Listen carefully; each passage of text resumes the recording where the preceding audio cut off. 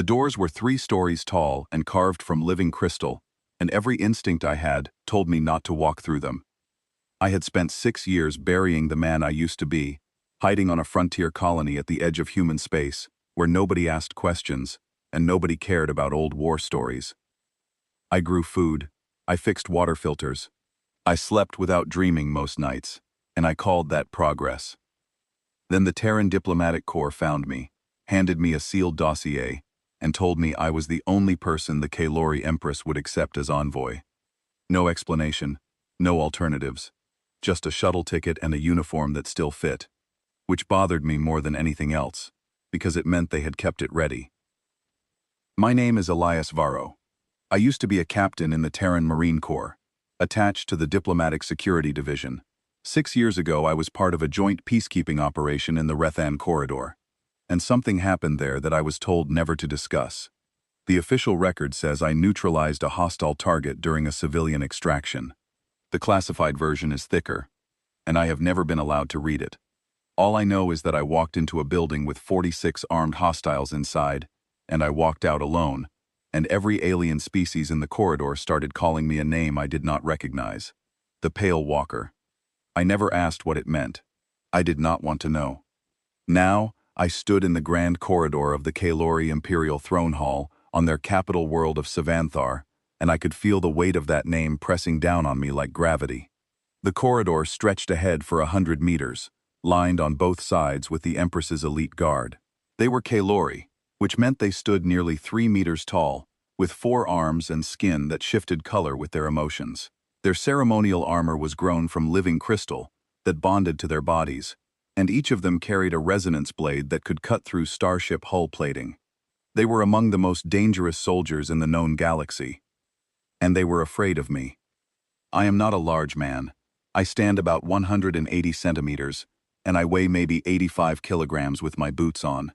I have brown hair going gray at the temples, and a face that looks like it has been left out in the weather too long. There is nothing physically impressive about me, but as I walked that corridor, every single guard I passed did the same thing. Their neck crests flattened against their skulls. Their luminous eyes tracked me with an intensity that went beyond professional attention. Their skin paled from deep violet to washed-out lavender. These were involuntary responses. The Kalori cannot control their neck crests any more than a human can control the dilation of their pupils. These soldiers, each one capable of tearing me apart with their bare hands, were experiencing genuine physiological fear. Because of me. I kept my face neutral, and my pace steady. 20 years in the service taught me that the worst thing you can do in a hostile environment is show confusion. But I was confused. I had never met the Kalori Empress. I had never been to this world. I had no history with this species beyond routine diplomatic functions, where I stood in the background and tried not to knock anything over. There was no reason for this reaction. I reached the end of the corridor. The throne room opened before me like the inside of a cathedral, vaulted ceilings soaring overhead in arches of pale crystal that hummed with some frequency just below the range of human hearing. The floor was polished to a mirror finish, and I could see my own reflection walking toward me from below, a small dark figure in a Terran dress uniform, moving through a space designed for beings twice my size. The court was assembled. Hundreds of Kalori nobles, advisors, military officers, and priests occupied tiered galleries on either side of the central approach. They wore elaborate crystalline vestments that caught the ambient light and scattered it in rainbow patterns across the walls. It was beautiful. It was meant to be intimidating. Under other circumstances, it might have worked. But I had walked through worse rooms than this. The Empress sat at the far end on a throne that seemed to grow directly from the floor, a flowering structure of dark crystal that framed her body like the petals of some enormous flower. She was striking, even by Kalori standards. Her skin was polished silver, rare among her species, and her 4 hands rested on the arms of the throne with the practiced stillness of someone who had spent a lifetime controlling every gesture. She wore a crown of living crystal that pulsed with slow, rhythmic light, synchronized to her heartbeat. Her eyes were large, luminous, and the color of deep water. She saw me. I watched it happen in real time. The silver drained from her skin like someone had pulled a plug.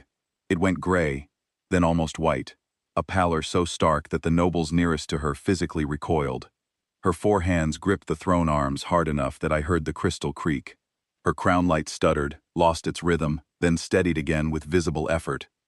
The entire court went silent, not the gradual quiet of a crowd losing interest in conversation. The instant, total silence of 500 beings simultaneously holding their breath. I stopped walking, not because protocol demanded it, but because something in her expression pinned me to the floor. This was not the face of an empress greeting a foreign envoy.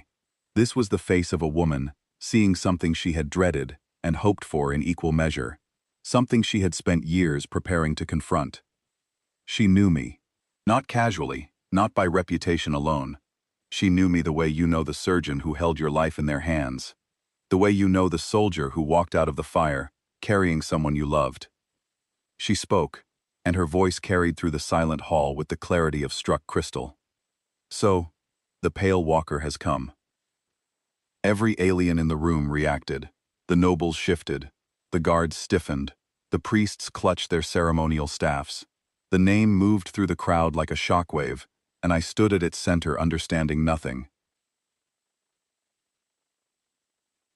Your Ascendancy, I said, because protocol was the only thing I had left to hold on to. I am Captain Elias Varro, of the Terran Diplomatic Corps, responding to your white banner summons. I come in peace, and with the full authority of the Terran Council, to negotiate in good faith on whatever matter you wish to discuss. The words sounded hollow even to me. Whatever this was, it was not about negotiation. The Empress studied me for a long moment. Then she raised one of her right hands, a single elegant gesture, and spoke a command in formal Kalori that my translator rendered as a single word. Leave. The court erupted, not in protest, but in the frantic, barely controlled movement of 500 powerful beings, trying to exit a room without appearing to flee. Nobles gathered their vestments and moved for the side passages. Advisors clutched their data tablets and followed. Priests murmured prayers I could not translate, as they filed out through doors that sealed behind them with the sound of stone meeting stone. Within 3 minutes, the throne room was empty, except for the Empress, her personal guard of 12 warriors, and me. The silence that followed was different from the first. It was intimate. It was dangerous. The Empress rose from her throne. She was tall, nearly 2.5 meters, and she moved with the fluid grace of someone whose body was a precision instrument. She descended the steps of the throne dais and walked toward me, and her guard moved with her in perfect formation, 12 warriors who placed themselves between their Empress and the rest of the universe. She stopped 3 meters from me, close enough that I could see the fine crystalline patterns on her skin, the delicate structure of her neck crest, the ancient sorrow in her deep-water eyes. Captain Varro, she said, and her voice was quieter now, stripped of ceremonial authority. I did not summon you for diplomacy. Then why am I here, Your Ascendancy? She looked at her guards. Something passed between them, a shared understanding, built on years of trust and service. The captain of her personal guard, a massive Kalori with battle scars running across 3 of his 4 arms, gave her the slightest nod. The Empress turned back to me, and when she spoke, her voice held the weight of an empire on the edge of an abyss. My empire is dying, Captain. Something is consuming it from within, something older and more terrible than any enemy we have ever faced. It has infiltrated my government, my military, my priesthood. It wears the faces of people I trusted, speaks with voices I once loved. I have spent 3 years fighting it in secret, and I am losing. She paused. Her skin flickered between silver and gray, a war between composure and terror playing out across her body. 6 years ago, on a station in the Rethyon corridor, you walked alone into a room, and you killed something that no other being in the history of the galaxy had ever killed. You did what entire civilizations have failed to do. You destroyed a god. I destroyed a warlord, I said. A terrorist with a bioweapon. No, her voice was absolute. You destroyed something far worse, and I need you to do it again. I stared at her. The guard captain stared at me. The 11 other guards stared at the space between us, as if expecting the air itself to catch fire. Your Ascendancy, I said carefully. I am a retired Marine with a bad knee and a small farm on a colony world that does not even have a proper name yet. I am not a god killer. I am not whatever you think the Pale Walker is. I am just a man who got lucky in a very bad situation. The Empress's neck crest rose slightly. Not in fear this time, but in something that looked almost like amusement. Captain Varro, she said, the creature you killed on Rethon Prime had consumed 17 species across 4,000 years. It had rewritten civilizations. It had turned entire worlds into feeding grounds. Armies had been sent against it. Fleets had been sacrificed. Nothing worked. Nothing could work, because every mind that approached it became part of it. She stepped closer. Her deep-water eyes held mine. And then a single human walked through the door, and the thing that had eaten worlds died screaming. That is not luck, Captain. That is something else entirely. The guard captain spoke for the first time. His voice was deep, resonant, like stones grinding together. I was there, he said, on Rethon Prime. I saw the compound after you came out. I counted what was left inside. He paused, and his neck crest flattened completely. I have fought in 11 campaigns across 3 decades of service. I have never seen anything like what you did in that room. And I have never been more afraid of another living being than I am of you right now. I looked at him. I looked at the Empress. I looked at the empty throne room that had been full of the most powerful beings in the Kalori Empire 5 minutes ago, all of whom had fled at a single word, from a woman who was clearly terrified of something far worse than me. Tell me everything, I said. And she did. The Empress led me to a private chamber behind the throne room, a space that hummed with security countermeasures I could feel in my teeth. Her guard captain, whose name was Thelveris, sealed the doors personally and activated something he called a neural dampening field. I did not understand the technology, but I understood the purpose. Whatever we discussed in this room, nothing could listen in. She told me about the Hollows. They were ancient, older than any civilization currently alive in the galaxy, older perhaps than the galaxy itself in its current form. They were parasitic intelligences that fed on neural networks, not individual minds but the connections between minds. Any species that developed a form of collective consciousness, telepathy, neural linking, or even just sophisticated enough social bonding, became a potential host. The hollow would embed itself in the network, slowly at first, then with increasing speed and hunger. It rewrote culture, altered memory, reshaped religion and governance to serve its needs. By the time a species realized something was wrong, it was already too late. The hollow had become the network. Fighting it meant fighting the fabric of your own civilization. 17 species had fallen to hollows across recorded galactic history. Some had been consumed so completely that no evidence of their existence remained except in the most ancient archives. Others had left ruins, empty worlds, ghost cities on dead moons. The galaxy was littered with the bones of civilizations that a hollow had picked clean. The one I killed on Rethon Prime had been a juvenile, she said, barely rooted. It had been feeding on the Rethon for only a few centuries, still weak enough that severing its anchor, the host body it used as a focal point, was enough to destroy it. But the thing eating the Kalori Empire was different. This one was old, ancient. It had been here for decades, burrowing into the neural web that connected all Kalori, the species-wide empathic network that they considered the core of their civilization. It had started with the priest caste, the most neurally interconnected group, and from there, it had spread to the military caste and the diplomatic caste. 3 of the 7 pillars of Kalori society were compromised. The Empress had discovered it only by accident, stumbling on texts so old they predated the empire itself, texts that described the symptoms of a hollow infestation with chilling accuracy. Texts that her own advisors had been quietly trying to destroy. How did you survive? I asked. If it controls the neural web, and all Kalori are connected, how are you still yourself? The Empress hesitated. It was the first time I had seen her pause since we had entered this room, and it told me the answer was something she had not shared with many people.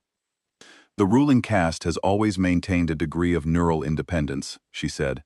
It was a precaution built into our genetics thousands of generations ago, though we had forgotten why. The monarch can connect to the web, but the connection is not automatic. It must be deliberately initiated. When I discovered what was happening, I severed my connection entirely. And no one noticed? They noticed. The Hollow noticed. But by then, I had already begun building my countermeasures. Thulveris and his screened guards, encrypted communications with your government, and the summons that brought you here. She met my eyes, and the weight of 3 years of solitary warfare stared back at me. I have been fighting this alone, Captain. 3 years of smiling at advisors who might be speaking with a parasite's voice. 3 years of holding court, surrounded by faces that might not be real. 3 years of trusting no one in my own empire, except 12 soldiers and a species that lives on the other side of the galaxy. I understood isolation. I had spent 6 years choosing it. She had spent 3 years having it forced upon her. Why me specifically? I asked. If any human is immune, you could have requested any Terran operative. Thulveris answered before the Empress could. Because we needed someone who had done it before. Not just a human body that the Hollow could not control, but a human mind that had already faced one of these things and won.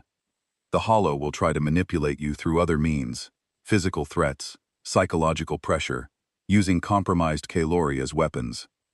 You needed to have already proven that you do not break under that kind of pressure. He paused, and his scarred face held mine with an intensity that bordered on reverence. 46 armed guards, Captain. 11 minutes. And you came out carrying children. I have studied every operation in the archives of 12 species. No one has ever done anything like that. Not because they lacked the capability, but because they lacked whatever it is that made you walk through that door in the first place. I did not know what to say to that. The truth was simpler than any of them seemed willing to accept. I walked through the door because there were people screaming on the other side of it. That was all. There was no grand philosophy, no special strength, just a door and screaming, and the fact that my legs still worked.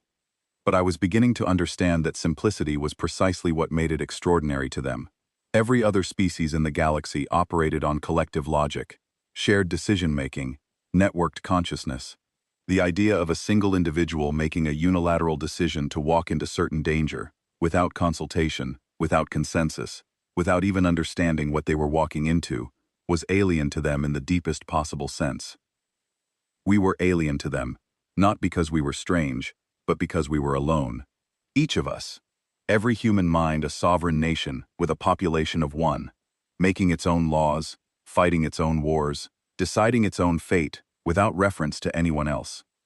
It was, I was beginning to realize, the most dangerous thing in the galaxy. All right, I said. Show me everything you have.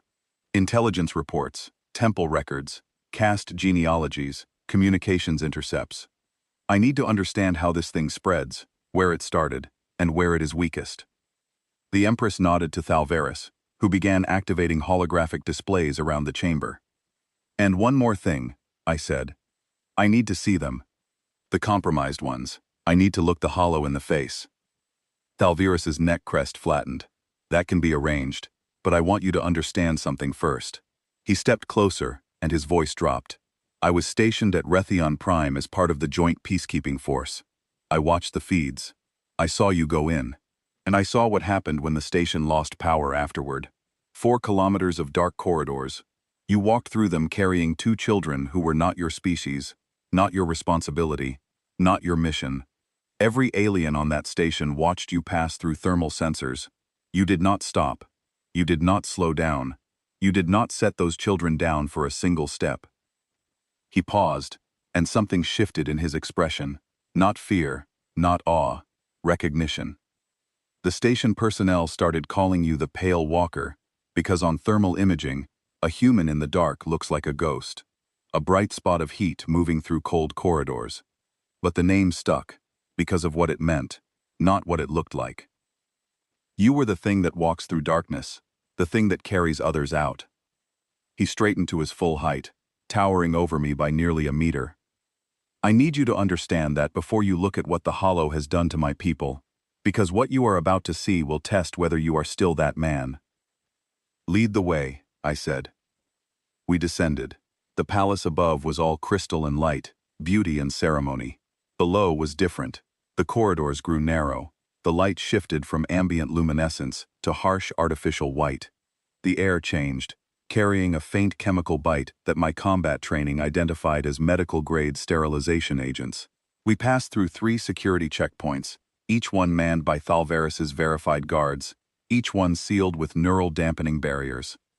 Thalvaris walked beside me, and I noticed that his hand never strayed far from his resonance blade.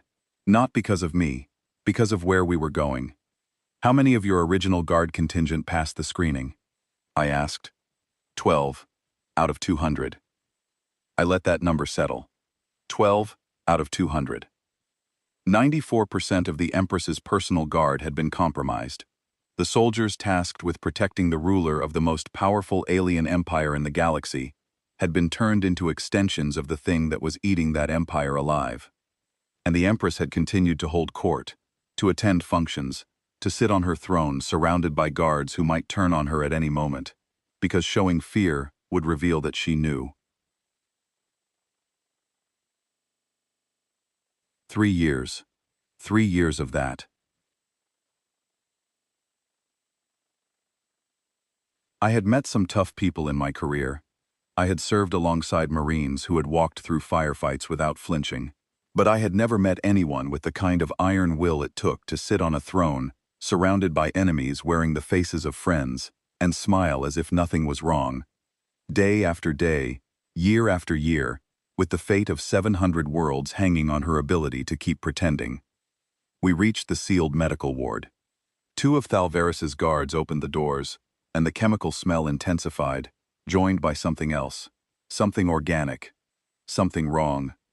The ward was large, clinical, and filled with restrained Kalori, dozens of them, strapped to medical frames that held their bodies upright and their forearms immobilized. They wore the remains of noble vestments, military uniforms, priestly robes. These were important people, powerful people, people who had once commanded armies, led congregations, shaped policy. Now they stood in rows, their eyes vacant, their mouths moving in unison, forming words in a language that was not Kalori. It was not any language my translator recognized.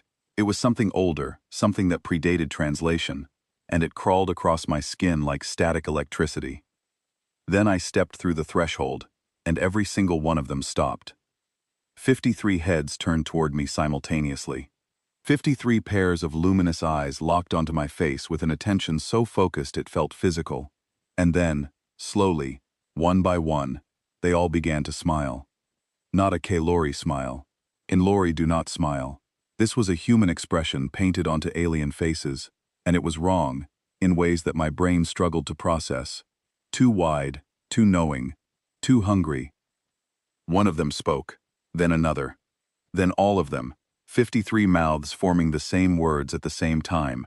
And this time, my translator caught it, because they were speaking in standard galactic common. "The deaf one," they said. "The blind little creature that stumbles through the dark. Welcome, Pale Walker. We have heard so much about you." I stood very still. I had been in combat. I had been in firefights, ambushes, close quarters engagements, where the margins between living and dying were measured in centimeters and milliseconds. None of it had prepared me for the sensation of 53 compromised minds staring at me through borrowed eyes and speaking with a single ancient voice. "You killed our young one," the voices said, "on Rethon. It was small, it was barely rooted, and you walked through it like a stone through water. Do you know what that felt like, Pale Walker? Do you know what it is like to feel a piece of yourself die and not understand how?" I did not answer. I was watching their eyes, looking for any variation, any flicker of individuality behind the collective stare. I found nothing. Whatever these people had been, they were gone now. There was only the hollow, looking out through 53 windows. "You think you can do it again," the voices said, and all 53 smiles widened. "You think you can walk into our house and break our roots, the way you broke the young one's anchor? But the young one was a seed, Pale Walker. We are the tree. We have been growing here for longer than your species has had fire. We are woven into every thread of this civilization. You cannot cut us out without destroying everything we hold." Thalvaris stood beside me, his neck crest flat against his skull, his hands white-knuckled on the hilt of his resonance blade. I could feel his fear like heat from a furnace, and I realized that for him, this was infinitely worse than it was for me. These were his people, his comrades, his kin, and they were speaking with a voice that was not their own. I took a step forward. The smiles on all 53 faces flickered. Just for an instant, just enough to notice. "You felt that," I said, when I moved closer. "You felt something. Not my thoughts. You cannot read those. But something else. My presence. The shape of the space where a mind should be and is not. It bothers you." The voices did not respond immediately. When they did, the tone was different. Colder. More careful. "You are perceptive for a deaf creature. And you are scared for a god." The smiles vanished. All 53 faces went blank at the same moment, wiped clean of expression like chalkboards, and the silence that followed was the most dangerous sound I had ever heard. Then the voices came back, quiet and precise. "We are not scared, Pale Walker. We are patient. We have been patient for longer than your species has existed. We will be patient long after your bones are dust." "Maybe," I said, "but right now, your patience is showing. And patience from something that calls itself a god looks an awful lot like fear from where I am standing." I turned and walked out. Behind me, 53 mouths began to laugh, but the sound was too loud and too sharp, and it followed me up through the corridors like something trying very hard to sound amused, and not quite managing it. In the Empress's private war room, I stood over a holographic display of the Kalori Empire and tried to think like a parasite. The map showed 700 inhabited worlds, dozens of major trade routes, and a neural web infrastructure that connected every Kalori mind across all of it. The web was their greatest achievement, a species-wide empathic network that allowed instantaneous communication, shared memory, collective decision-making. It was the foundation of everything they had built, and it was the highway the Hollow used to spread. I had spent the past 48 hours reviewing every piece of data the Empress could give me: intelligence reports, temple records, caste genealogies, communication logs, movement patterns.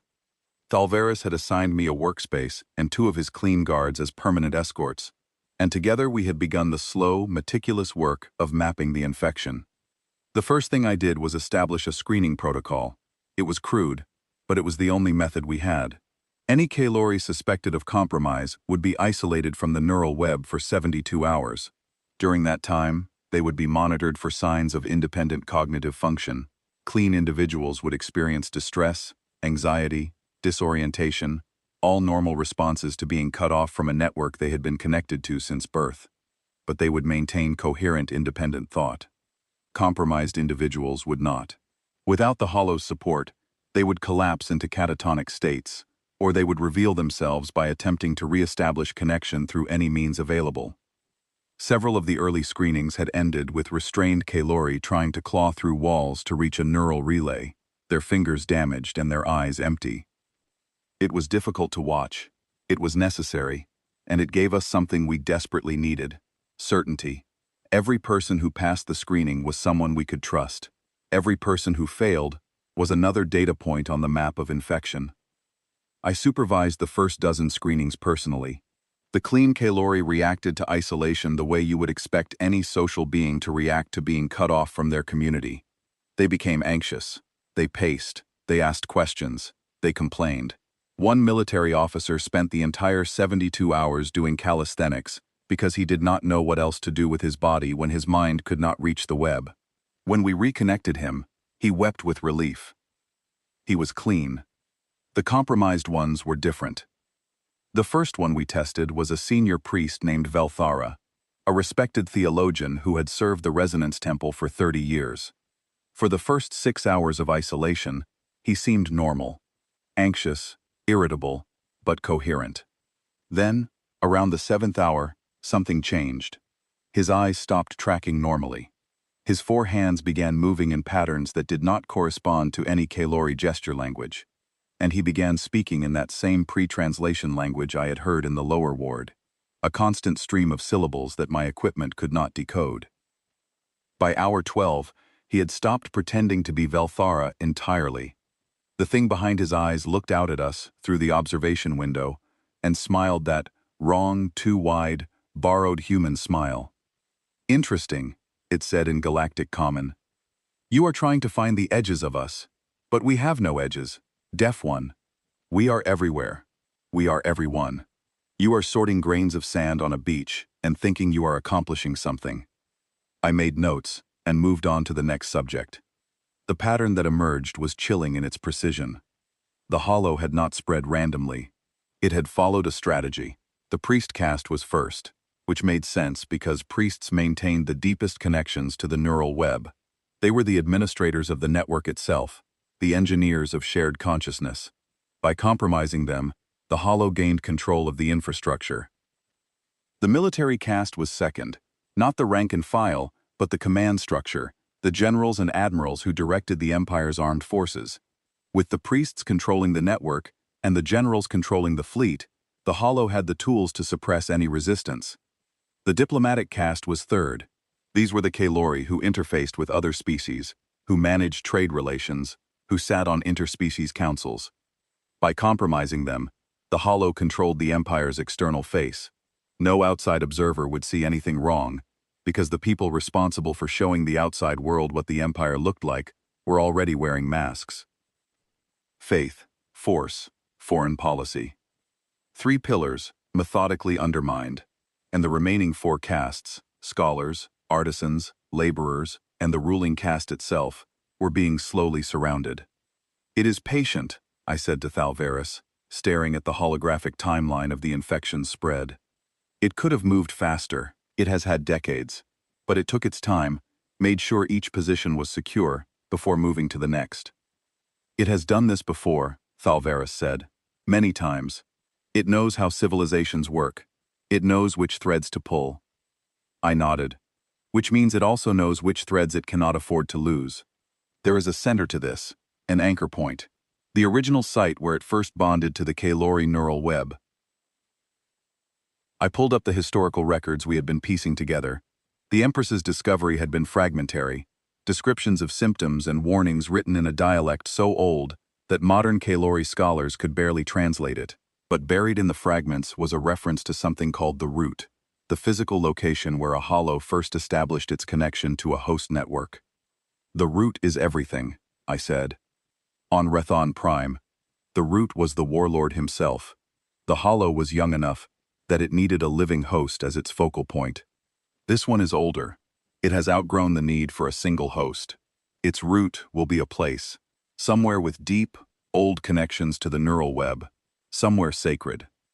Thalvaris pulled up a location on the holographic map, a moon orbiting the Kalori homeworld, small, dark, riddled with deep chasms that cut into its crust like wounds. "Valith," he said, "the holy moon. The resonance vault is at the bottom of the deepest chasm. It is the oldest temple in the Empire, built before our recorded history. Every priest begins their training with a pilgrimage to the vault. Every neural web connection in the Empire ultimately routes through the relay systems in its walls." "And who controls Valith?" "The priest caste." I let the silence carry the weight of that answer. The root was at the bottom of a chasm on a moon, controlled by the most heavily compromised caste in the Empire. The implications were still settling in my mind when the doors to the war room blew inward. 2 Kalori in advisors' robes came through the breach, moving fast, faster than any unmodified Kalori should have been able to move. Their eyes were flat gray, their skin the same neutral color I had seen on the compromised subjects in the lower ward, and they carried resonance blades that were already humming at lethal frequency. They were not coming for me. They were coming for the map. I understood it instantly. The data we had assembled, the infection timeline, the caste analysis, the identification of the root's location, all of it displayed on the holographic projector in the center of the room. The hollow knew we had found the pattern. It knew we had identified Valith, and it wanted to destroy the evidence before we could act on it. Thalvaris reacted before I did. He threw himself between the attackers and the projector, his resonance blade meeting the first assassin's weapon with a crash that shook the walls. The second assassin pivoted toward me, and the training I had spent 6 years trying to forget came back like a reflex. I stepped inside the blade's arc, caught the attacker's lower right arm at the wrist, and used their own momentum to drive them into the wall. The resonance blade clattered to the floor. I locked the compromised advisor's arms behind their back and held them down. And as I did, the thing behind their eyes looked up at me and whispered something that froze the blood in my veins. "We let you kill the young one on Rethon. It was weak. We are not weak." Thalvaris had subdued the first attacker. We restrained both of them and called for Thalvaris's guards to remove them. Neither attacker struggled after the initial assault. They just lay there, smiling those wrong borrowed smiles, their empty gray eyes watching me as they were dragged out. The message was clear. The Hollow was not just defending itself, it was communicating. It wanted me to know that Rethon Prime had been a sacrifice, not a defeat. "There is something else," I said to Thalvaris once the room was secured. "Something that has been bothering me since the lower ward." Thalvaris waited. The Hollow recognized me. It called me the Pale Walker. It said it felt the young one die on Rethon Prime. I turned from the map and looked at him directly. It said we killed our young one. We. It did not say you killed a Hollow. It said we killed our young one. The Hollows are not individual organisms, Thalvaris. They are a network. They are connected to each other across space, and they share experience. The guard captain's skin went pale. If that is true, then it knew what happened on Rethon Prime immediately. It knew a human had destroyed a Hollow, and it has had 6 years to prepare for one of us to come here. Worse than that, I felt the pieces clicking together in a pattern I did not like. It also said something else in that ward. It said it let us kill the young one. That the young one was weak. Think about that carefully. A connected network that sacrificed one of its own members. Why would it do that? Thalvaris's eyes widened. To study you. To learn how humans interact with Hollows. To see what a human would do when faced with one. And then to draw a human here. To this specific infestation. They wanted us to think we could kill them. They wanted us to come in confident, believing the Rethon model would work again. One human walks in, severs the anchor. Problem solved. I shook my head. It is a trap. The entire premise, the Empress's summons, my presence here, all of it plays into a scenario the Hollow anticipated and planned for. "Then we have already lost," Thalvaris said. No. I walked back to the map, my mind working faster now, running calculations, seeing the shape of something the Hollow had not planned for. The trap has a flaw, a critical one. The Hollow designed it for a specific scenario. One human, walking in alone, trying to repeat what happened on Rethon Prime. It is expecting me to look for a single host, try to sever a single connection. It is expecting the same playbook. And you will not use the same playbook? No, I pulled up the communications console and began composing a message, an encrypted burst transmission, on a frequency that only Terran military channels monitored. The Hollow thinks humanity's advantage is that one of us got lucky once. It thinks I am special. It thinks the Pale Walker is a unique asset, a single weapon it can study and counter. I keyed in a code phrase that I had memorized during my last active duty briefing, a phrase I had been told would never need to be used. It was a general alert, the highest priority communication in the Terran military lexicon.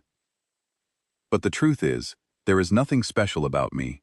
Any human could have done what I did on Rethon Prime. Every human is deaf to the Hollow. Every human is immune. We are not a species that produces individual heroes.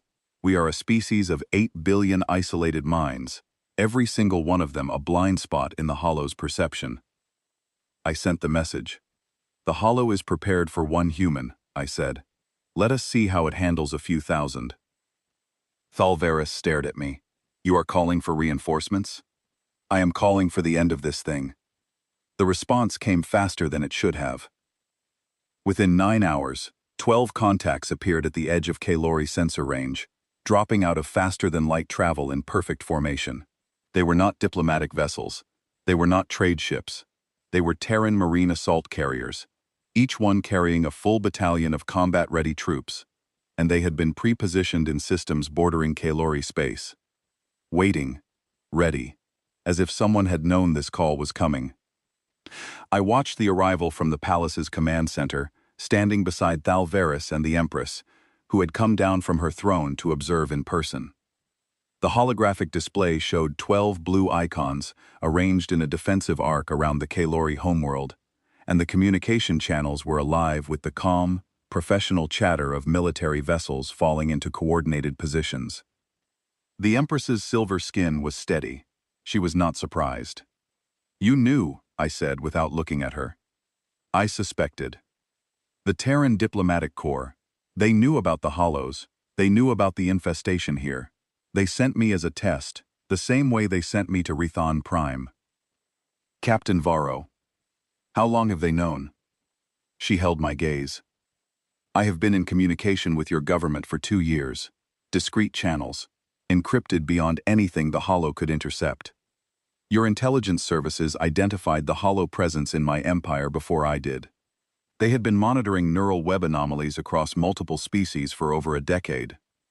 The anger hit me like a physical force. 10 years. They had known for 10 years. And they had sent me into Rethon Prime blind, without telling me what I was walking into, without explaining why I survived when nothing else had. They had used me as a living experiment to prove a theory about human neurology, and when the experiment succeeded, they had sent me home to my little farm and let me think I was retired, while they positioned assault carriers at the borders of alien empires. "Rethon Prime was a field test," I said.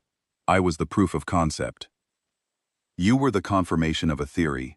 Your species had hypothesized that human neurological isolation would render hollows unable to affect you, but they needed real-world data. Rethon Prime provided it." I stood very still for a long moment, processing the anger, examining it, measuring it against the operational reality. Then I filed it in the same place I filed every other feeling that could get me or someone else killed, deep down, behind the focus, where it could burn without distraction. "Fine," I said. "We deal with the politics after the hollow is dead. Right now, I need to meet with the fleet commander." Colonel Diane Kowalski was a compact woman with close-cropped, dark hair and the kind of face that had never been uncertain about anything. She came aboard the Kalori station with a security detail of 6 Marines, all of them armed and armored, and she walked through the crystal corridors of the alien palace as if she had built it herself. I met her in the war room. Thalvaris stood behind me. "Varro," Kowalski said, "you look older. You look prepared." She almost smiled. "We have been running operational scenarios on hollow infestations for 3 years. When the Empress opened her back channel, we started positioning assets. 12 carriers, 4,800 Marines, full combat loadout, plus specialized equipment developed specifically for this operation." "You used me," I said. Kowalski did not flinch. "We identified a galactic-level existential threat. We needed to know if humans were immune. You were the closest asset to the only confirmed hollow location. We could not tell you what you were walking into, because any briefing would have altered your behavior, and we needed to see how a human operated against a hollow with 0 preparation. The purity of the test mattered. You could have told me afterward.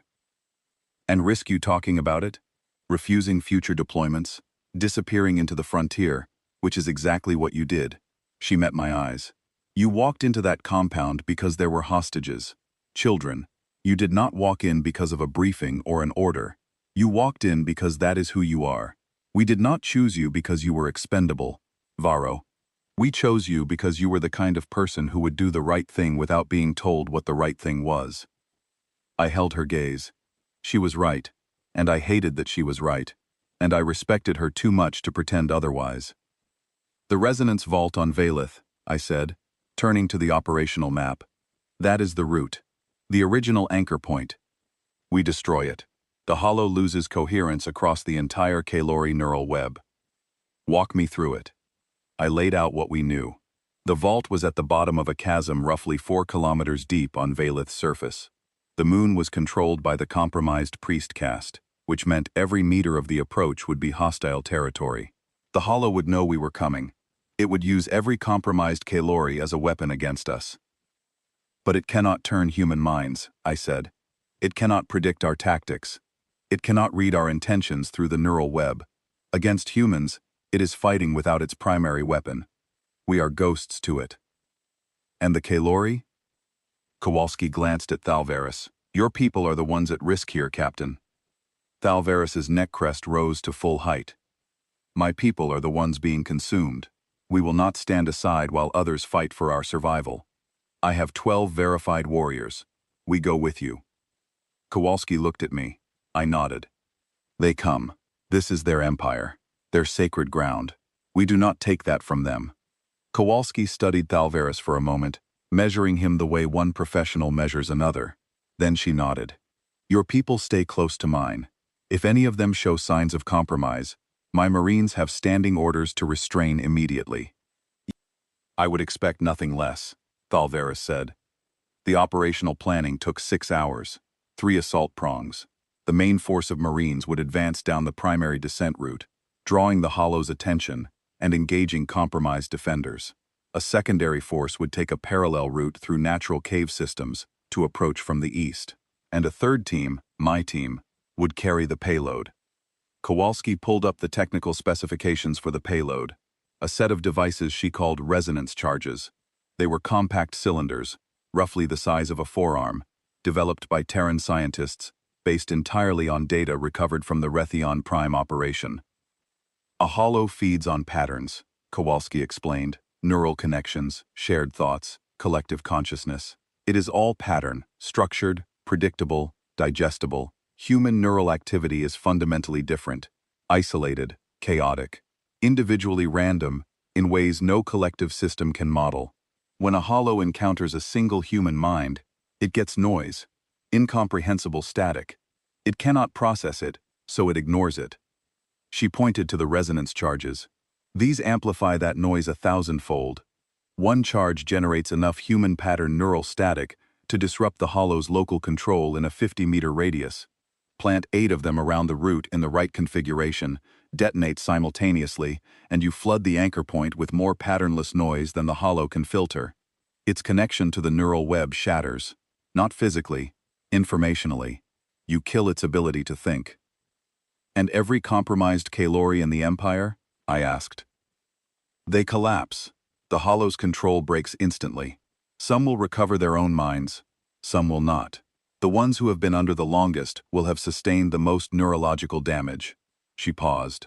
There is no clean version of this, Varro. We save the civilization, or we save every individual. We cannot do both. I looked at Thalvaris. His face was stone, but his skin had shifted to the gray-white of profound grief. My Empress has already made this decision, he said. She has counted the cost.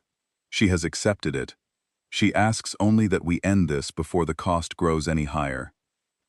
The descent to Valeth began at dawn, local time. 3 assault shuttles carrying 200 Marines each, plus support craft, plus Thalvaris and his 12 warriors, in a modified Kalori dropship. We came in fast and hard, because stealth was pointless. The Hollow knew we were coming. It had known since the moment I sent my coded transmission. Valeth was a haunted place. The moon had almost no atmosphere, so we moved in sealed suits across a landscape of dark stone and deep crevasses. Bioluminescent organisms clung to the rock walls, casting everything in a cold blue-green light that made the world look like it was underwater. Ancient structures dotted the surface, temples and monasteries built by the priest caste over millennia, all of them dark now, all of them silent. The silence was wrong. A holy moon should have pilgrims, ceremonies, the constant hum of religious activity. This one was empty of everything, except the things that lived in the dark below. As we approached the primary chasm, the first wave hit us. They came out of the temple structures in coordinated groups, moving with a synchronization no natural army could match. Hundreds of them, priests and temple guards in ceremonial armor, their eyes blank and their movements precise. They did not shout battle cries. They did not fire warning shots. They simply appeared and attacked with the emotionless efficiency of a single mind, directing many bodies. The Marines met them with disciplined fire and formation tactics. Human weapons were loud and devastating in the thin atmosphere, each shot trailing a brief flash that lit up the bioluminescent landscape like lightning. The compromised Kalori fought without fear or self-preservation, which made them dangerous in ways conventional enemies were not. They did not flinch. They did not retreat. They did not hesitate when others fell beside them. They just kept coming, a tide of borrowed bodies directed by an intelligence that considered each one expendable. But they could not predict us. Every other enemy the Hollow had faced across millions of years had been neurally accessible. It could read their intentions, anticipate their movements, counter their tactics before they were executed. Against humans, it was operating without its primary sense. Our formations shifted without warning. Our fire patterns followed no algorithm it could model. Individual Marines made split-second decisions based on instinct, training, and the chaotic calculus of human judgment, and not a single one of those decisions was visible to the Hollow until the moment it happened. We pushed through the first wave and began the descent. The walls of the chasm rose around us, towering cliffs of dark stone veined with bioluminescent growth that pulsed in rhythms I could not identify. The air inside was different, warmer, pressurized by ancient systems the Kalori had installed centuries ago. We unsealed our helmets at Thalvarus's signal, and the smell hit me. Ozone, and something organic, something alive. The chasm was not just a geological feature, it was infrastructure. The walls were lined with neural relay stations, crystalline structures that hummed with the low-frequency vibration of the Kalori web. This was the backbone of their civilization's nervous system, the main trunk line that connected the resonance vault to every other relay in the Empire. And the deeper we went, the stronger the Hollow's presence became. Thalvarus and his warriors felt it first. I watched their skin shift through colors I had not seen before, dark purples and blacks that spoke of pain and resistance. They were fighting it, each of them, a silent internal battle against a voice in their neural web that was trying to claw through the isolation protocols Thalvarus had drilled into them for 3 years. 2 of his guards fell. It happened in seconds. One moment they were moving in formation, weapons ready, faces tight with concentration. The next, their eyes went blank, their skin shifted to a flat neutral gray, and they turned their weapons toward the Marines beside them. Thalvarus moved faster than anything that large should have been able to move. He disarmed both of them before they could fire, pinning one with his upper arms while sweeping the weapon from the other with his lower pair. The Marines had them restrained within seconds, locked in neural dampening cuffs that Kowalski's team had brought for exactly this scenario. Thalvarus stood over his fallen comrades. 2 more of his dwindling 12, compromised before his eyes, turned into weapons against the people they had sworn to protect. I saw something crack behind his expression. Not his resolve, something deeper. The specific grief that comes from watching your own people, consumed by something you cannot fight with a blade. "Keep moving," he said, and his voice did not waver. We kept moving. The descent took 4 hours. 4 hours of narrow passages, sheer drops bridged by ancient stone walkways, and periodic waves of compromised defenders that emerged from side tunnels and hidden chambers, with the mechanical precision of white cells attacking an infection. The Marines held their formations, the Kalori guards fought through their internal agony, and I carried the resonance charges on my back and counted the steps. At the 2-kilometer mark, we hit the heaviest resistance yet, a choke point where the primary descent route narrowed to a passage barely wide enough for 4 people abreast, and the Hollow had packed it with compromised temple guards in full combat armor. They fought with resonance blades that could cut through anything our Marines wore, and they moved with the terrifying coordination of a single mind, using hundreds of bodies. Sergeant Ben Harlow, leading the Marine vanguard, adapted on the fly.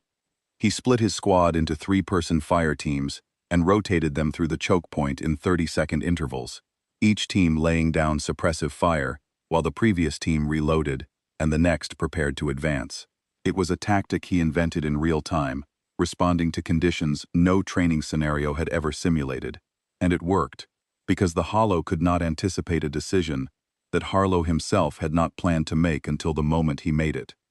That was the human advantage distilled to its purest form. Not strength, not technology. Not even immunity to the Hollow's neural control. It was spontaneity. The ability of a single mind to produce a genuinely novel response to a novel situation, without consulting anyone, without running it through a collective approval process, without waiting for consensus. The Hollow had spent millions of years defeating species that thought in networks. It had no model for a species that thought in sparks. We pushed through the choke point and continued deeper. When we reached the resonance vault, I understood why the Kalori called it sacred.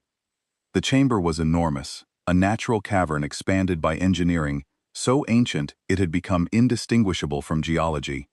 The ceiling vanished into darkness overhead. The walls were carved with symbols and imagery that predated the Kalori civilization by eons, the artwork of a species I had never seen depicted before: tall, narrow beings with elongated skulls and too many joints in their limbs. And the root was there. It filled the center of the vault like a living growth, a sprawling mass of organic tissue that spread across the floor and climbed the walls, pulsing with bioluminescent light that matched the rhythm of the neural relays outside. It was neural tissue, raw and exposed, a brain without a body that had been growing in the dark for longer than human civilization had existed. But the worst part was what I saw at its center. Thousands of bodies, preserved in crystal growths that sprouted from the root like fruit from a vine. Not Kalori. These were the other species, the ones from the carvings, the tall, narrow beings with too many joints, the Hollow's previous victims. The civilization that had built this temple before the Kalori had even evolved. And they were alive. I could see their eyes moving behind the crystal. I could see their chests rising and falling in rhythms too slow to be natural. They were not dead. They had been absorbed, preserved, kept conscious inside the Hollow's body for millions of years. Living trophies, captive witnesses to an eternity of consumption. The Hollow spoke. Not through compromised Kalori this time, through the root itself, vibrations that resonated through the stone floor and the crystal walls and the bones of my skull. 10,000 voices layered on top of each other, a chorus that was simultaneously ancient and immediate. The deaf ones. At last.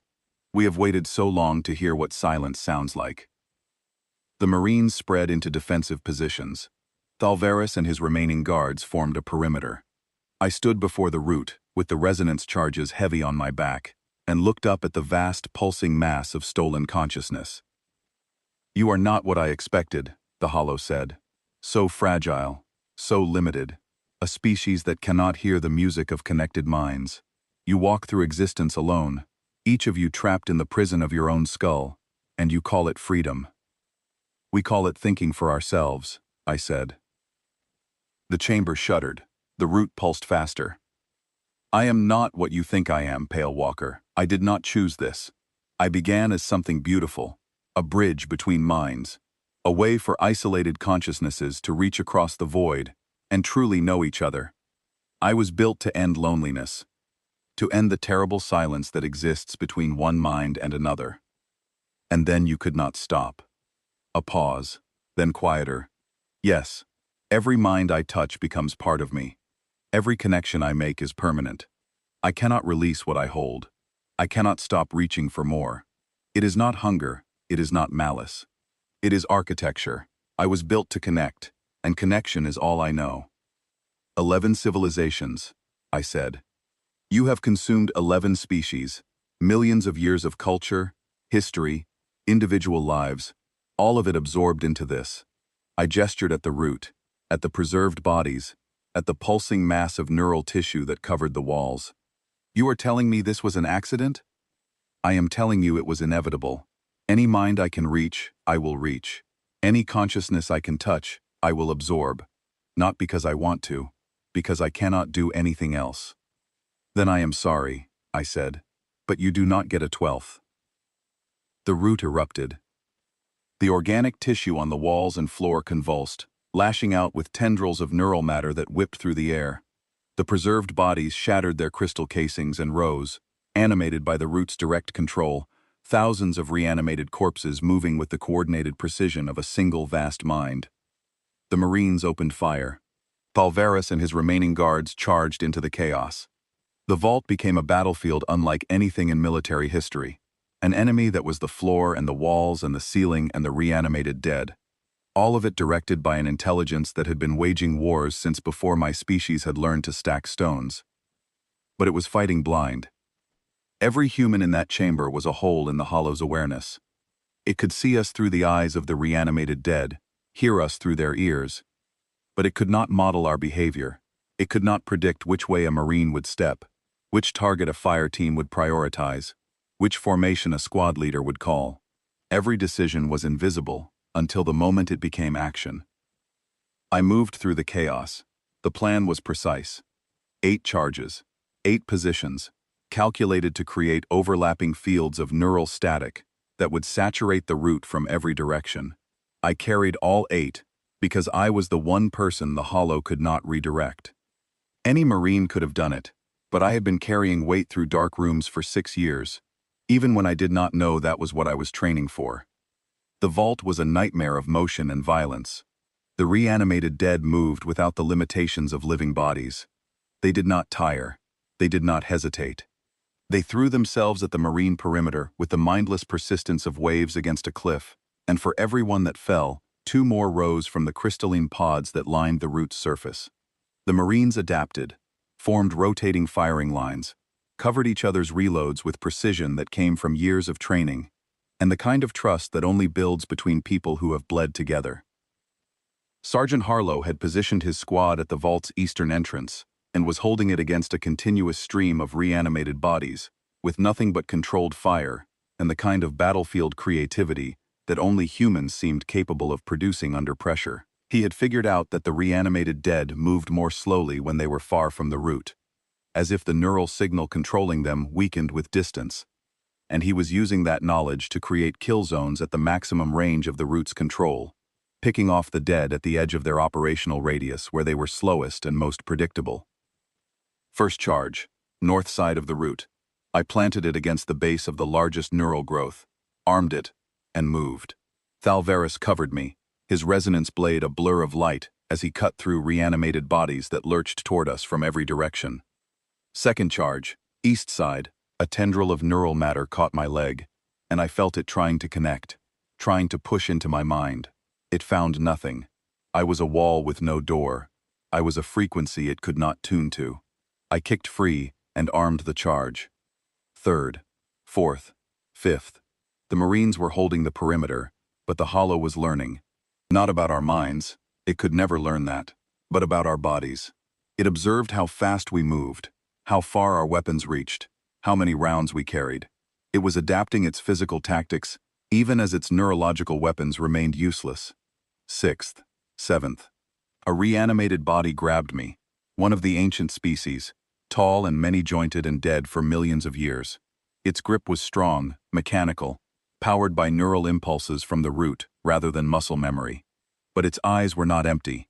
Behind the hollow's control, behind eons of captive consciousness, I saw something looking back at me. Something exhausted, something that had been waiting a very long time for this to end. I placed the 7th charge against its chest and whispered, "Almost done." Whether it heard me or understood or even cared, I do not know. But its grip loosened just enough for me to pull free. 8th charge, the final position. Directly beneath the root's central mass, the densest concentration of neural tissue, the heart of the hollow's physical presence. I armed it. "Kowalski," I said into my comm. "All charges placed." Her voice came back steady through the chaos. "Copy. All teams report clear of primary radius. Detonation in 10 seconds. The hollow's voice filled the chamber one last time. Not a threat, not manipulation. A question, asked with 10,000 voices that for the first time sounded tired. Will it hurt? I thought of 11 civilizations consumed, millions of years of consciousness imprisoned in crystal, a being that had been designed to connect and could not stop connecting, even as it destroyed everything it touched. "I do not know," I said. "I hope not." Detonation in 3, 2, 1. The charges fired. There was no explosion, no flash, no shockwave. Instead, there was a sound beyond sound, a frequency that existed below hearing and above thought. The resonance charges poured human neural static into the root, at a magnitude that turned the air itself into interference. Random noise, patternless chaos, the cognitive signature of 8 billion human minds condensed into a single, incomprehensible broadcast of pure individuality. The root convulsed. Every tendril, every growth, every pulsing node of neural tissue seized simultaneously. The reanimated bodies collapsed like puppets with severed strings, falling in waves that rippled outward from the center of the vault. The bioluminescent light stuttered, flickered, and began to die. And across the Kalori Empire, hundreds of light years away, tens of thousands of compromised minds went silent at the same instant. The hollow screamed, not through voices or vibrations, but through the sheer force of its dissolution, a consciousness that had existed for millions of years, coming apart as patternless noise flooded every connection it had ever made. It was not an explosion, it was an erasure. Every thread of neural tissue that connected it to the Kalori web was overloaded with static, every pathway clogged with noise it could not process, could not filter, could not incorporate. For the first time in its existence, the hollow encountered something truly alien, not just a mind it could not touch, but a fundamental quality of consciousness so different from everything it had ever absorbed that it simply could not survive contact with it. Human thinking was not noise. It was a different kind of signal entirely, one that operated on principles the hollow's architecture could not replicate or withstand. The root went dark. The silence that followed was the loudest thing I had ever heard. I stood in the center of the resonance vault, surrounded by the collapsed bodies of the ancient dead finally at rest, the quiet forms of Marines regrouping in dim emergency lighting, and the stillness of a place that had been alive with parasitic consciousness for longer than I could comprehend. The neural tissue on the walls was gray and inert. The crystal preservation pods had gone dark. The ancient species lay still for the first time in millions of years, and I hoped that wherever their consciousness had gone, it was somewhere quiet. Thalvaris found me. He was wounded, a deep gash across his upper left arm that leaked pale Kalori blood. But he was standing. His skin was its natural deep violet, uncontaminated by the gray of the hollow's influence, and his neck crest was fully extended, in an expression I had never seen on him before. Relief. Pure, overwhelming, uncontrollable relief. "It is gone," he said. His voice cracked on the second word. "I can feel it. The web is clean. For the first time in years, the web is just us. Just Kalori. Just our own thoughts." He looked at me, and I saw tears tracking down his scarred alien face. "On Rethion Prime," he said quietly, "they called you the Pale Walker. Do you want to know the full story? Tell me." After you came out of that compound, the station lost all power. Everything failed. Emergency systems, backup generators, everything. 4 kilometers of corridors between the compound and the evacuation point, all of them in complete darkness. You walked through them carrying 2 children, one in each arm. The children were small. They were terrified, and you held them against your chest and walked through 4 kilometers of darkness without stopping, without slowing, without setting them down for a single step. He paused. His voice dropped to barely a whisper. Every alien on that station was sheltering in emergency compartments. They watched you pass through thermal sensors. A single bright point of heat moving through cold, dark corridors. They said you looked like a ghost, like a spirit walking between worlds. That is why they called you the Pale Walker. He took a breath. But they were wrong about what the name meant. They thought it meant you were something to fear, something dangerous, a creature from the dark. But that is not what I saw when I watched the thermal feed. I saw a man carrying children through the dark, because someone had to, and he was the only one still standing. I did not trust my voice for a moment. The memory was there, faint and fragmented, pieces of something my government had tried to erase from my record. Dark corridors, small bodies against my chest, the warmth of alien children clinging to me in absolute blackness, the simple, mechanical process of putting one foot in front of the other, because stopping was not an option, and they were too small to walk on their own. "The children," I said when I could speak. "The ones from Rethion Prime. You said they survived. Who were they?" Thalvaris looked at me for a long moment, something shifting in his expression that I could not read. Then he stepped to one side. The Empress stood behind him. She had come down to the vault herself, against all protocol, against every rule of imperial security.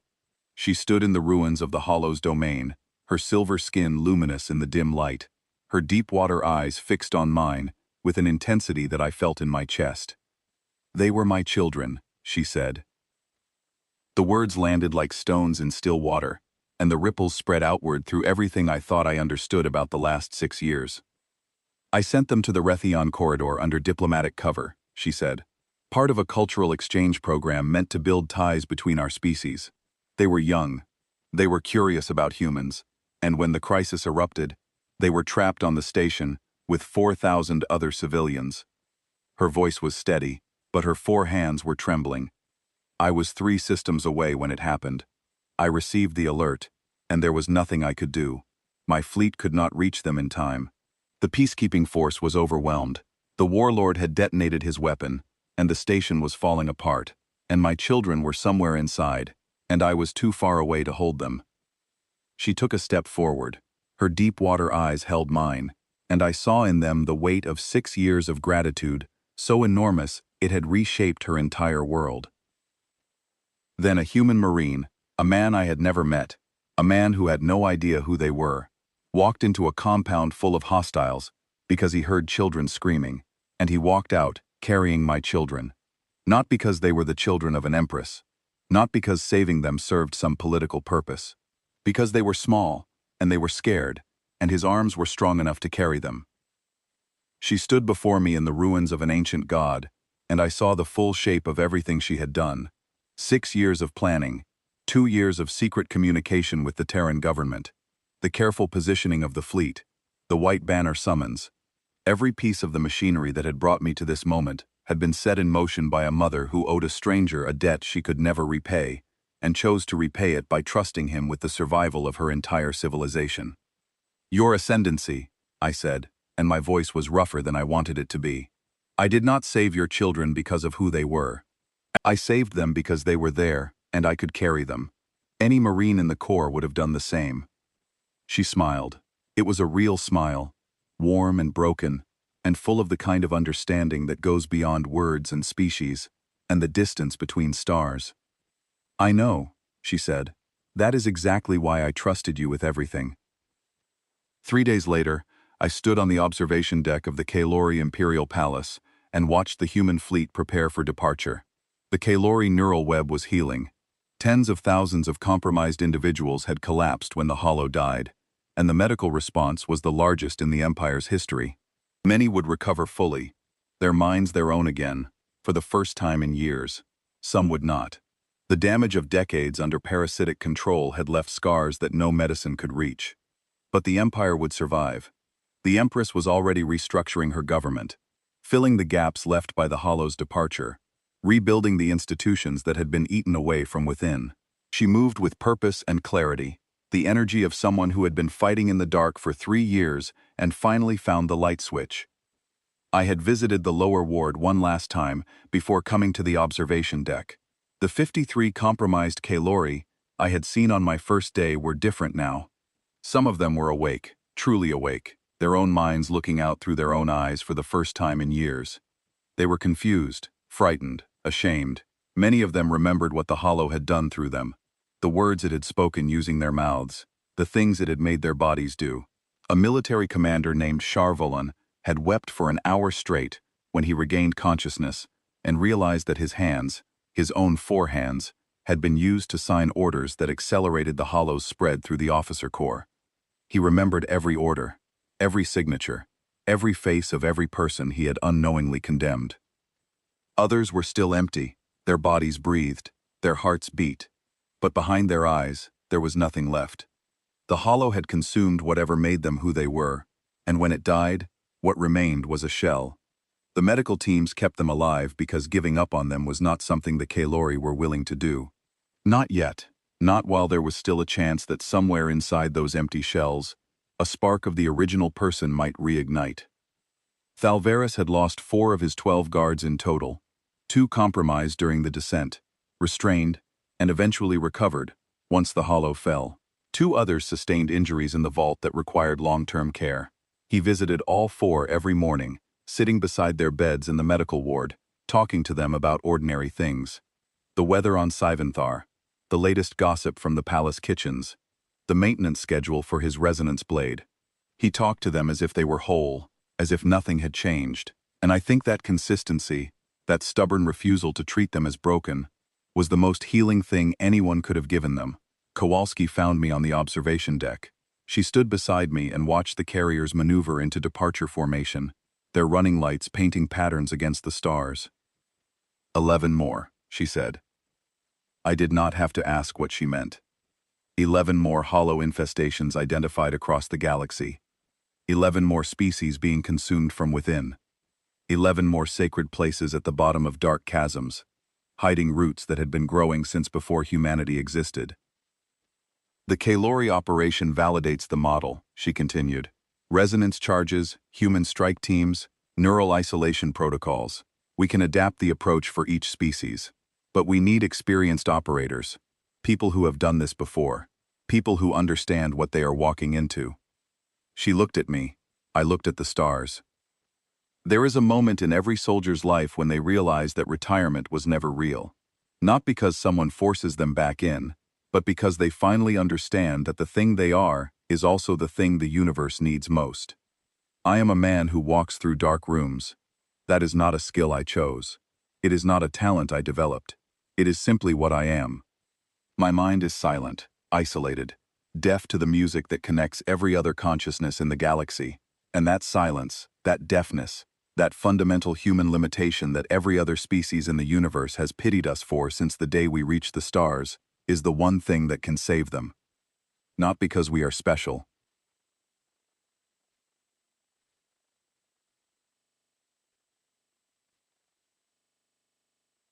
Every human mind a sovereign nation, population one, making its own choices, fighting its own battles, deciding its own fate, without reference to any network or collective or shared consciousness. We are the species that walks through the dark, carrying strangers, because each of us, individually, decided that was the right thing to do, not because a network told us to, not because a collective demanded it, because one person looked at another person in pain and chose, alone, without consultation, without consensus, to help. That is what the hollows cannot understand. That is what they cannot predict, cannot model, cannot absorb. Not our neurological isolation, our choice, the individual, sovereign, unrepeatable decision of a single mind to walk toward danger instead of away from it. Show me the next dark room, I said. Kowalski nodded, pulled up a tactical display, and began briefing me on a species called the Varanthi, whose collective dreaming network had been infiltrated 40 years ago by a hollow so old it remembered the formation of stars.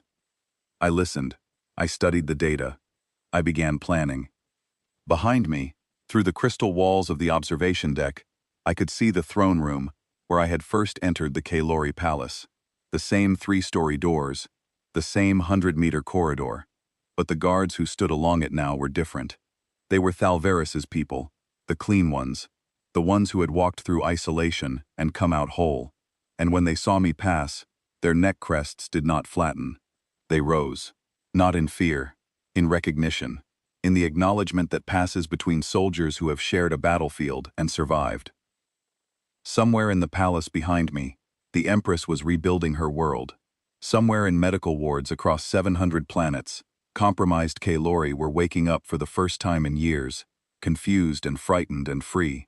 Somewhere in the resonance vault on Valith, the ancient dead finally rested, their consciousness released from a prison that had held them since before my species walked upright. Somewhere on a frontier colony at the edge of human space, my small farm sat empty, the water filters I had repaired now quietly corroding, the crops I had planted now growing wild without anyone to tend them. I would not be going back. I had known that the moment the Empress's skin turned pale, the moment I heard the name that followed me across 6 years and 1,000 light years, the moment I understood that the dark rooms were not something I had left behind, but something I was built to walk through. And somewhere in the dark between the stars, 11 more hollows waited in the neural webs of 11 civilizations, feeding, growing, consuming. They had been doing it for millions of years. They thought they were untouchable.